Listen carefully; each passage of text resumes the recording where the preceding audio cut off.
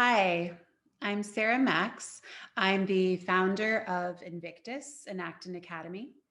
And I just want to take some time to kind of share with you who I am and what Invictus is all about and what sets it apart from other educational communities in the area. So, here is our agenda. I will try to keep my intro brief, but sometimes I can go a little long. Um, all right. So this is us. I'm a former school teacher. I graduated from college in the early aughts.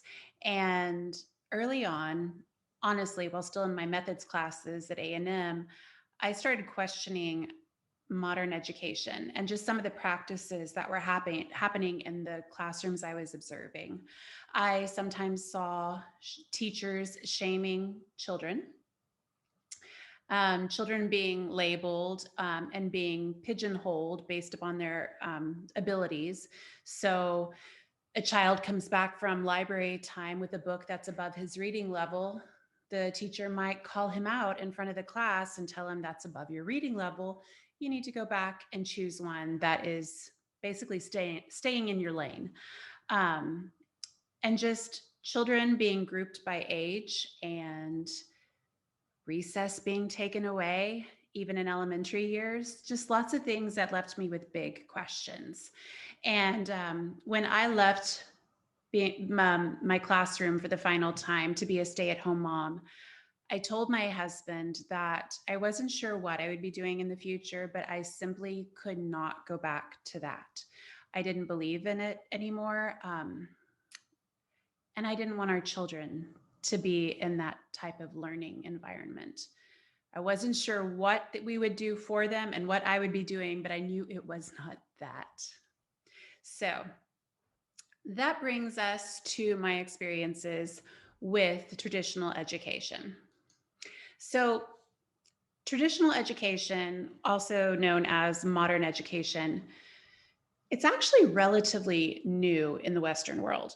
So, it's new, but it's also outdated at the same time. So I'll talk a little bit more about that, but just take a moment to look at some of the things that are factors for traditional education. I would also like to add that if you want to know more about the history of modern education, to check out the works of John Taylor Gatto. He's written some really great books about it. So, another option that a lot of families in the area are doing is homeschooling. Homeschooling can be great if done well. I tried homeschooling with my oldest son. We actually were doing a homeschool hybrid with another local classical school.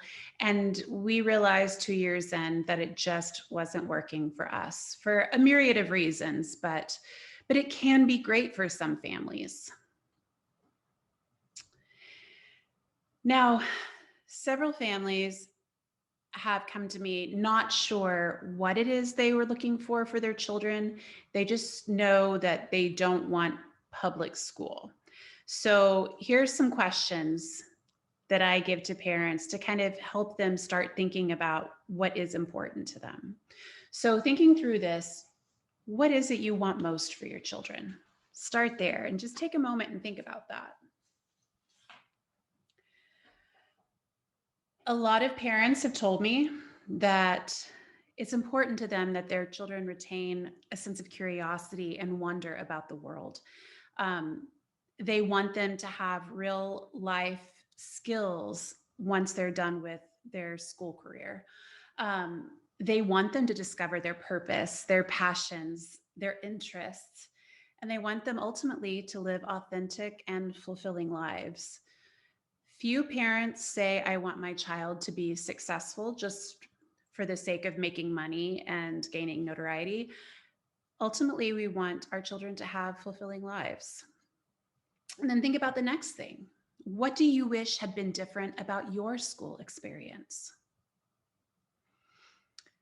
I've had several parents tell me that they wish they'd been challenged more, that They wish that they were only required to take courses or classes that were relevant to what they were going to be pursuing after school. Some parents have shared that, well, one dad in particular told me that he got through school barely being able to read. And he knew that, and he didn't understand why no one noticed or took the time to do an intervention of some sort. And to this day, he's an adult man and he still avoids reading because it's so uncomfortable for him. Another father I talked to mentioned that he was a straight A student all the way through. And then when he got to college, he realized that he didn't actually know how to write a complete sentence. And his first thought was feeling kind of betrayed, or like the schools had let him down. Like, how could you graduate me when I don't even know how to write a complete thought? So lots of answers out there.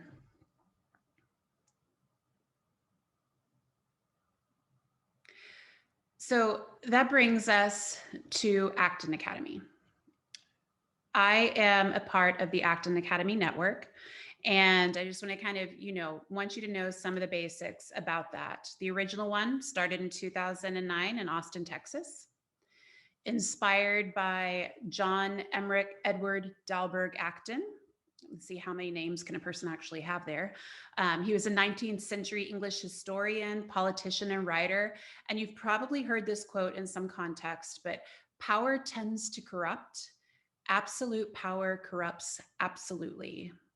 So again, Acton Academy, get it from Sir Acton. We are microschools. In fact, microschools it's becoming a more common term, but back in 2009, I don't think the term had even been coined yet. It wasn't originally supposed to be a franchise of any sort. It was just created by Jeff and Laura for their own sons and a few friends. But now, last count, there's approximately 300 of us independently owned Acton Academies across the globe, 26 different countries. And we are accredited. Now, I'm going to show you a video of the original Acton, a documentary, A Day in the Life of an Acton Academy. And although it is not our particular campus, a lot of what you see will be very similar. And there's certain things I want you to pay attention to. So while you're watching this film, be looking for the students or the learners in the film. What do you notice about them? Same for the adults. What are you noticing about the adults in there? And the learning environment. So take a moment to watch this film.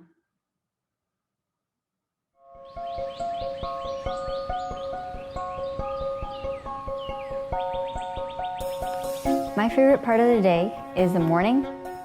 I get here really early. I see people trickling in and I can greet them and we can talk. Usually in the morning I'm really tired and groggy and I don't want to get up, but when I see my friends and I see my school, I'm like, oh, it's time for school, yay, let's go.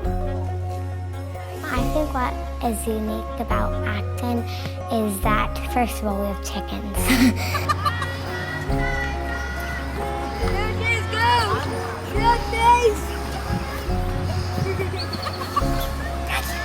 Acton has a lot more freedom than other schools. I've learned a lot and I've grown. I've developed my character traits and I've gotten more advanced academically. We feel a sense of responsibility for our own learning here.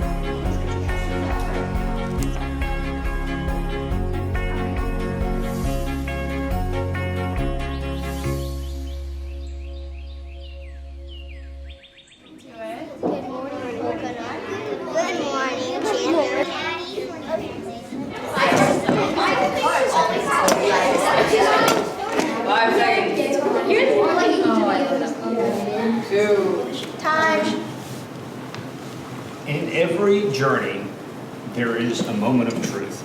Since 1978, no horse had won the Triple Crown. And it's because it's 3 incredibly difficult races within a 5-week period. And the bigger problem is, the last race The one for the Triple Crown that matters is the longest of all. It's 1.5 miles long. So time and time again, you see horses win the Kentucky Derby, and then the Preakness, and then they falter in the Belmont. This year, American Pharoah had a chance. Let's watch the last minute of the race. And American Pharoah continues to lead the way. American Pharoah has opened up a 2-length lead. And American Pharoah makes his run for glory as they come into the final furlong. Frosted is second. At Acton, we believe that everybody is on a hero's journey. The hero's journey is life for us. It's the life of a hero and how they change the world. And here it is. The 37-year wait is over. American Pharoah is finally the one. American Pharoah has won the Triple Crown. When you're on a hero's journey, you have to find your call to action. Just looking for your passions, finding what intrigues you or what you really love to do, or what you'll sacrifice for it. My question is, what makes a champion? I think it's attitude. If you have a growth mindset, if you believe you can make it, you will. Well, you can have a great attitude, but go practice once a week for 1 hour. You're not going to get better even if you visualize yourself excelling, even if you use all these techniques, and you have to put in the work to get good results. And along the way, you might find fellow travelers. You might face challenges or fears. The whole point of the hero's journey is to help you overcome that and try to find your calling or change the world in a profound way. And then you come back to where you started and you have learned something and you have been changed on that journey, and now you're a different person and you're going to lead a different life after that journey takes place. So it's your choice where you want to be. We need next to bring more joy, to get more done, and to take one more step towards your hero's journey. What do you need to get done so when it's in that final stretch, you're ready to celebrate and you're ready to run for the Triple Crown? We'll see you at 12:30. 1, 2, 3.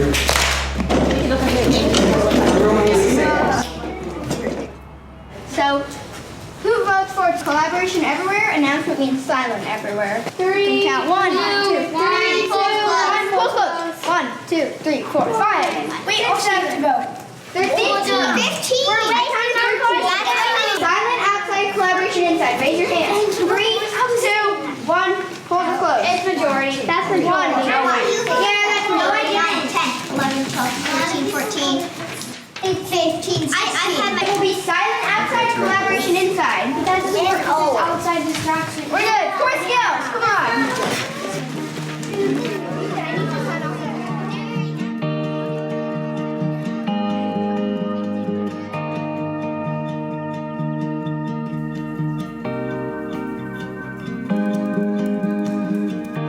Core skills, basically a long chunk of time where we get to choose what we do.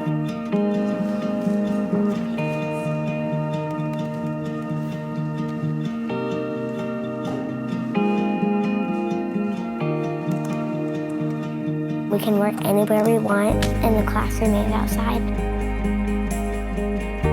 The guides are there to pose questions, then to initiate curiosity. The guides aren't really teachers, so they're not stalking you around. There's way more trust. I was really used to having teachers tell me what to do. I feel like I'm learning more here because when teachers say it to you, you get really bored easily, so you don't listen a lot. And whenever you learn on your own, you do the process on your own, so you build that part of your brain. It makes you feel like they're not just teaching me the things and we have to find the answer to them. And I really like that because it teaches me more. Get to 100. Yeah, get to 100. Finish up that badge. That's all you got to do. Just finish that badge. Badges are a main part of elementary school life at Acton Academy. Grades really, I don't see how they really help. Quality of work and proof of work really takes a grade's place. That's 4, and then 4 green here is for interviews. Acton focuses on portfolios and apprenticeships so that we can go out in the real world and have experience when getting a job and keeping that job. I like how it's one room. In a multi-age classroom, the greatest benefit is having people who are older than you teaching you and people who are younger than you teaching you. When you have somebody that's really helping you and really making sure that your work is high quality, you really learn to trust everyone around you.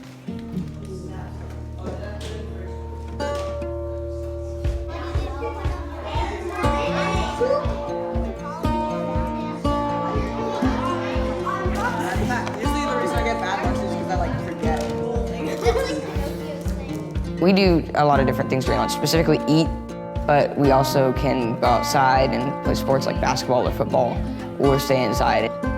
It's basically free time. We can do whatever we want.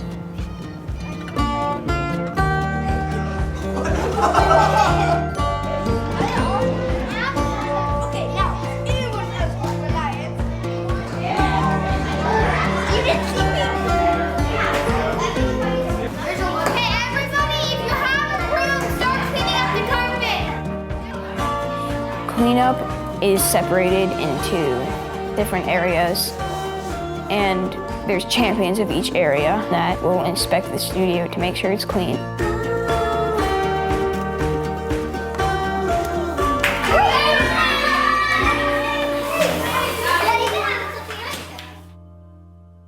Before we get started, let's go over the safety rules. So, yeah. Annually, the 5th graders each year in elementary school lead the project, and they split up into teams and lead different subjects. For these 2 past years, it's been called Growing Curiosity, kind of developing people's learning and curiosity in different areas. So I'm leading a project on fire. Okay. As a group, you will memorize the safety rules, then go to Ethan or Derek and recite it to them. Then we will, everyone will grab a loaf pan and go outside to the basketball court, and we will have a competition of whose fire can burn the longest within your teams. So, everybody, we're breaking.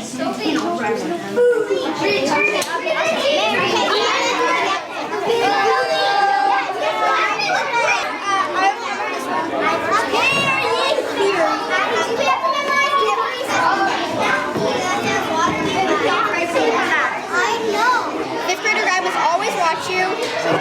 Water nearby. Goggles on the basketball court. You have to be certified to light a fire. You have to have a 5th grader or guy nearby when you light a fire. Not just the loaf pan. It can be hard. Oh yeah, you always have to have water near. I think that's all. All right. I'm certified. I'm certified.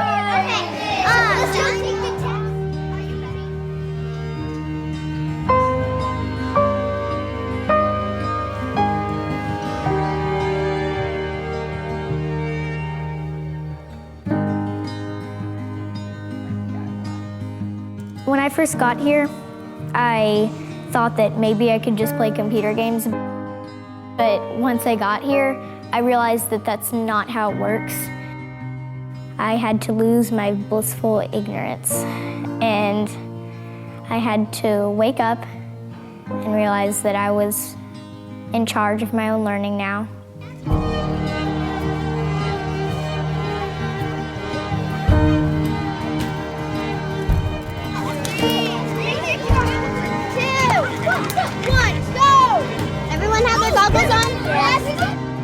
I think the most rewarding thing is you'll accomplish something and it'll feel really good because no one told you to accomplish it, no one told you to do it, but you did it on your own. I have a character call out for Camilla because I started really stressing out because I only have 8 more days of school before I have to leave, and I'm really behind on the Socratic Leader and Winning Partner badge, and she helped me make a plan.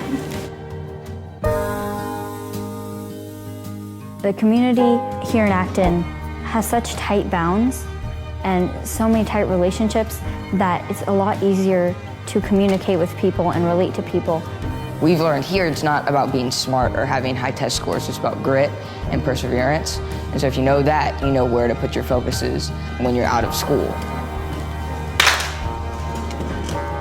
It's made me feel different, like that I could make probably like more friends and do more work if I go on my own pace. Wonderful day.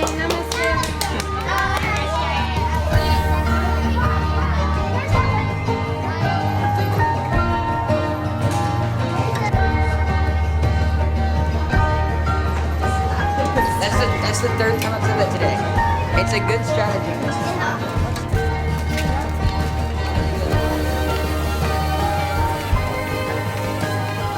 Bye, Kate. I'll see you tomorrow.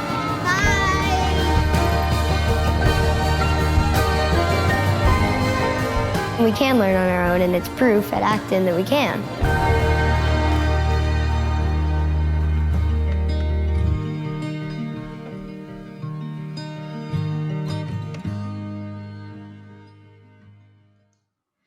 All right.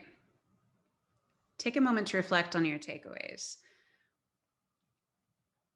I've had several parents that have shared that they noticed that the children were very enthusiastic and excited, a liveliness about them, that they seem very self-assured and well-spoken, and they seem to be doing a lot of the directing and basically owning the environment. And what about the adults? One thing I noticed the first time is the adults take a back seat to everything going on. You don't see much adult action at all. In one of the opening scenes, you see a circle, a Socratic circle happening, and the guide is sitting on the ground. And he actually has intentionally placed himself below the learners because in an Acton Academy, the guides are on equal footing with the learners. They are not in positions of authority. And then in the environment, you've probably been to enough traditional schools. You know, you've got the teacher bulletin boards, and everything is very much created by a teacher, posters on the wall and so forth. In the Acton Academy environment, everything that's on the wall has a purpose. Nothing is there for decoration. And a lot of it is written out by the children.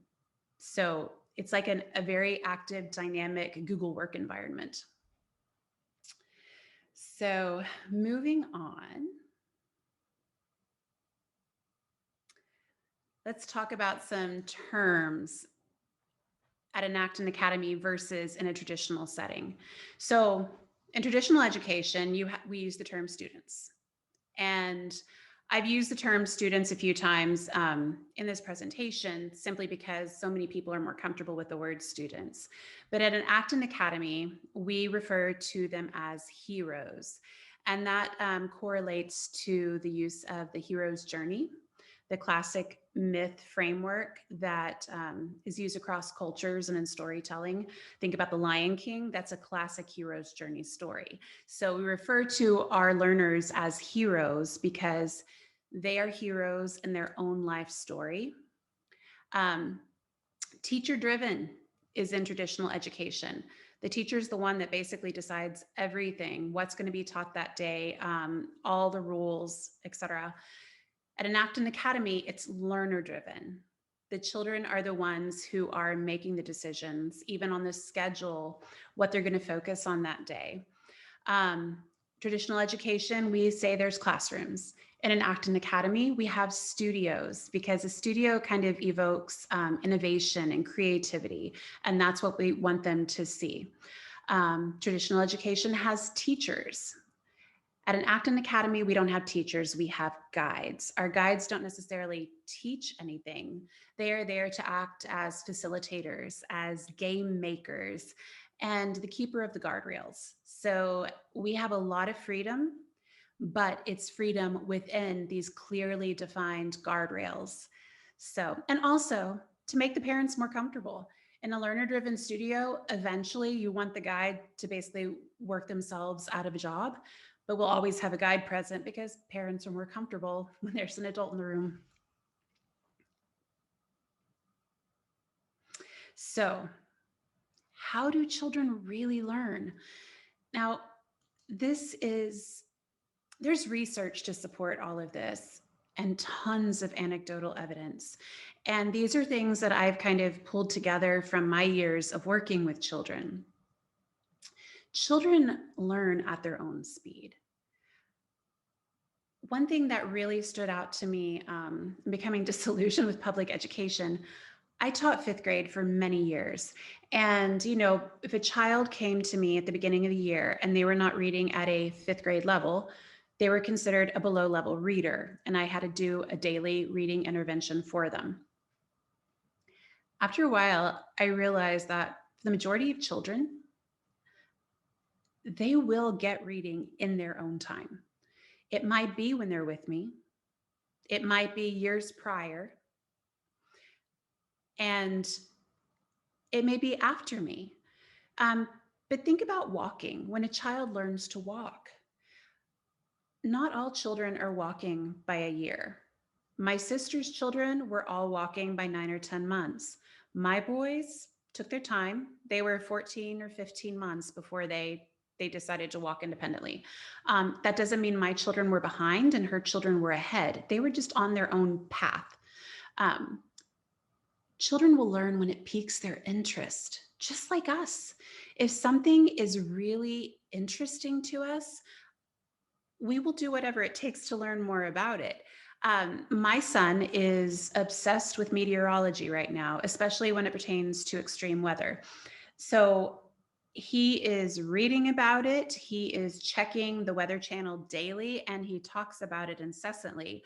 And I feel like I'm living with a meteorologist, but when he's motivated to learn it, and so he's doing it on his own. Children also learn by doing, producing, experiencing. And I think most of us can relate to the fact, like, if you were to tell me how to do something by requiring me just to read the steps in a book, it wouldn't gel. It wouldn't stick with me. But if you involved me in the doing of it with my hands, touching it, messing with it, then it would stick. Then it would make more sense and I'd have a deeper understanding of it. Children need to be able to take risks and make mistakes and do so without fear of judgment. I don't know how many of you can relate to this, but fear of failure is something that can hold us back from trying something new, trying a new type of math problem, reading a more challenging book. If we're afraid it's going to be too hard for us, or we might make a mistake in the process, then we're less likely to jump in and do it. So if children are allowed and feel like it's a safe environment for them to mess up, that 100% is not the goal in this moment, it's to learn something new, then they're more likely to do it and open themselves up to it. Children need a choice. If you have young children, something that I've learned with my sons, rather than giving a direct order on something, I give them choices. Do you want to do this or do you want to do this? And both choices are agreeable and reasonable to me. And since they feel like they have a say in it, it makes them more likely to do it. So it's that way with learning. Do you want to work on your reading right now, or do you want to work on your math? Do you want to choose this work or do you want to choose that work? Do you want to go outside now or in 5 minutes? So when they feel like they have a voice and a say in what they're doing, you are so much more likely to get their buy-in. They learn from each other. And this is one of the reasons we have mixed age studios. So as a former classroom teacher, there would be times where I would be sitting down with a child who was missing a particular skill. And I would try to explain it from multiple different approaches, multiple different examples, and they still weren't getting it. They would be getting frustrated. I would feel like I was pulling my hair out. But then I finally reached a point, they learned stuff from each other so well. So I might call Eric over and be like, Eric, I'm really struggling with how to explain this best to Dawson. Can you show him how to work through this problem? Eric sits down with Dawson, and because they're on the same level playing field with each other, they speak each other's language, because I'm just an old lady, the old authority figure in the room. They're able to communicate with each other even better, and Dawson might just be more open to it. And a couple minutes later, Dawson's like, oh, I get it. I'm also at the same time, it's an ego check for me, and I'm questioning why I spent years and lots of money getting a degree in education when obviously I'm not very effective. But again, they learn so much from each other. And that takes us to collaboration. If you've ever been in a really great brainstorming session with other people, that energy that comes from ideas flying around, different perspectives being voiced, there's so much to flesh out with that. And it's the same with the young people, the young learners. Collaboration is so important to their learning. And then last, that brings us to problem solving. They don't know the word of impossible when they're young. You give a child an opportunity to solve a problem and you get out of their way, and you would be amazed at how capable and competent they are. So let's see, Invictus and Acton Academy, these are some really important values for us. We value strong character. Now, with that, we have learning to be emphasis. So it might be leadership. The focus might be project management, integrity, being kind and helping others, sportsmanship, all of those things. Very, very important to us. We value learning by doing. Going back to how children learn best, they learn by actually getting their hands dirty, getting involved in the process. And then we value family. Some Actons are more focused on just creating a tribe and community of learners. It's been in my heart to have a community for our families as well. People are looking for connection, especially post-COVID. They're just really wanting to find a community to belong to. And so we embrace the family. We have parent coffees where we talk about our struggles in parenting, what it's like to be an Acton Academy parent and taking the road less traveled. We have potlucks and game nights and just family quests. We do quests together to help grow and build our family units.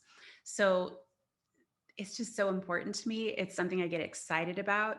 I love talking with our families and watching the relationships that they have growing together and networking with each other. It really does take a village. And I feel like the children benefit by seeing these friendships being formed and this community around them. It's one of my favorite parts.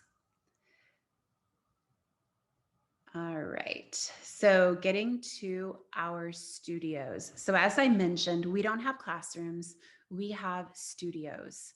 So our first studio is our Discovery Studio for ages 7 to 12. And so I'll let you kind of read through this, but the purpose of Discovery is to develop a deep love of learning and kindness in relationship with others. So you can just take a second to read through this.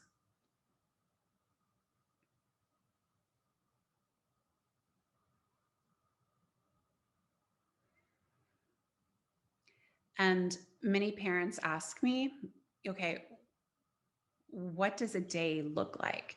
So here's kind of a sample studio schedule for our Discovery Studio.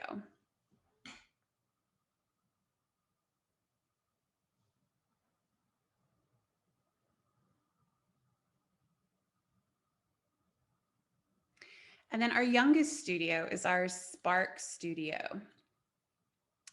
So this is for ages 4 to 7. The purpose of the Spark Studio is to grow a unique, curious, and independent learner. And I'll let you kind of read through this description before we move on to their schedule.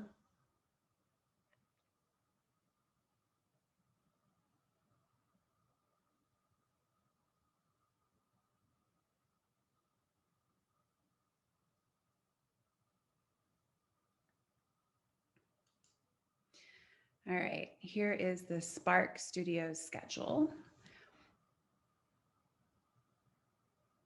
My goal for our Spark Studio, because different Actons approach this age group differently. I love Montessori. There's so much value in it. I've seen it work wonders in my youngest son, but I also think play is so important for executive functioning and learning to collaborate and take turns and so forth. So I wanted that to be a significant chunk of our day as well. All right. Something that every parent asks is, how do you measure progress? How do you know that what you're doing is working? We don't do report cards like traditional education, but we do have other ways of measuring it. So we have SMART goals. Our learners learn early on. They even start in the Spark Studio with creating goals for themselves, a goal for their day. With Spark, it might be, I'm going to choose 2 challenging works today, or I'm going to clean up after myself better after lunch today. But for Discovery Heroes, a SMART goal might be, I'm going to do 5 of the more challenging math problems in Beast Academy today, or I might do this many vocabulary words from my badge book today. So they set goals for themselves that are measurable, they're time sensitive, and very specific. Badges. We have badges for reading, writing, math, and learning to be. So think about badges like Boy Scouts. A math badge might be, I'm going to complete level 3 in Beast Academy with 90% mastery and have my multiplication and division facts, done. So once they've gone through that, again, 90% mastery. In traditional education, they consider 70% to be, good enough. Not here. We want 90%. We want true mastery. No matter how many times it takes to go through that skill and practice that skill, you're going to have it before you're moved on to the next. And then we also do points for focused learning. That's another motivator for them, because you could have a child that's, we're all guilty of this, but sitting there and it looks like they're working, but they're not actually accomplishing very much. They might just be sitting and staring at the Chromebook screen, or maybe they're sitting at their desk with all of their vocabulary words spread out in front of them, but nothing is actually happening. So they get points for focused learning, and those points add up for special privileges like Fun Friday. It might translate into Hero Bucks that they can spend at the Hero store. We do exhibitions of learning every session. Parents are invited to those, and any other guests that we choose to invite. And just in the way your child engages with the family. There's just some really beautiful stories that I've heard, whether it's my child is showing more initiative at home, or I can see that my child's starting to ask bigger questions or wanting to play outside again instead of choosing to play his video games. So sometimes those ways that are not as measurable are the most impactful. So I've had parents ask me, who is a good fit for an Acton Academy? And here's kind of just a quick snapshot of the types of people that we already have. We've got entrepreneurs. We've got every family we have. They're lifelong learners. They're constantly learning a new hobby or a new passion they're focused on. All of our families value their personal freedoms and liberties, and they want their children to love learning. We have some families who they like the idea of homeschooling, but they don't want to do it themselves. People who are creators, creatives, people who've realized that traditional education that we have going on now is not effective for the 21st century. And it's not truly preparing our children for what they're going to be doing, 15, 20 years from now. And for children who want additional time to pursue their passions that they don't necessarily get in a school day in traditional education. And people that are not afraid to be trailblazers and trendsetters. They don't care if they disrupt the status quo. And they want to be on the cutting edge of things. But then that also brings us to the fact that Acton Academy is not suited for everyone, and that's fine. We know that that some people will be uncomfortable with this type of learning environment, and we'd rather you know now than a year into it. So these are if some of these strike a chord with you as you identify with it, then we might not be the best fit for you.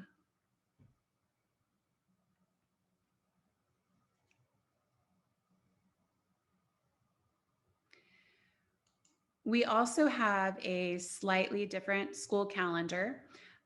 Most of our families love it. 11-month school year. So basically we start at the after Labor Day and we go until mid-July. We have 7 sessions or sprints that with an exhibition of learning at the end of each session.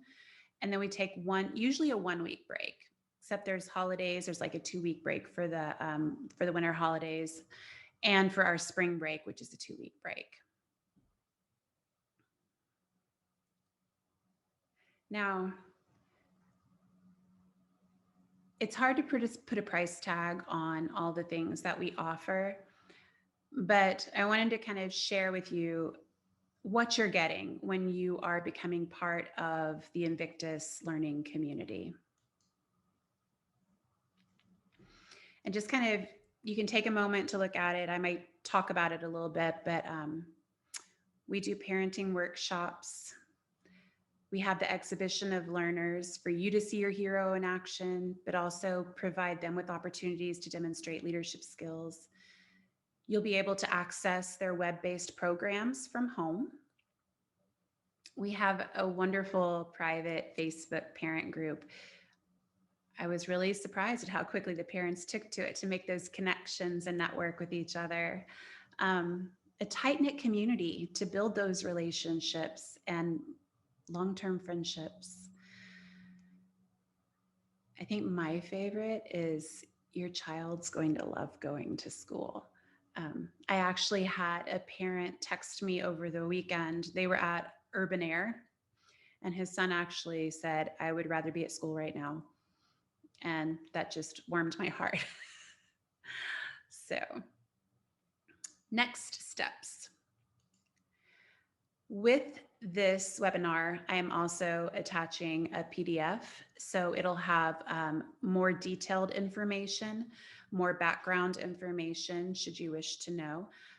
Also, for questions, you can email me. We can schedule a call, schedule a tour. And then at that point, if you feel this is something you'd like to pursue, then you can fill out our online application. And once I receive that, then I will schedule a family interview, which is informal. It's not meant to be intimidating. It's just an opportunity for us to get to know each other more personally and to make sure that you and your spouse are on the same page, or mom and dad are on the same page as far as what they're looking for their children, and to answer any last minute questions. And one thing that's not on here is for our Discovery Studio especially, we try to offer shadow days for prospective heroes so that they can kind of see if it's a learning environment that they're comfortable with. But it also gives our Discovery heroes a chance to see, like, is this a personality that's going to work with with the culture we have established? Or is this somebody that's maybe not ready quite yet, but maybe in like 6 months to a year to reapply? So the shadow days are just it's a great opportunity for all around. So anyway, any further questions that you have, like I said, go ahead and send me an email or schedule a call. And I really look forward to connecting with you. So have a great rest of your day.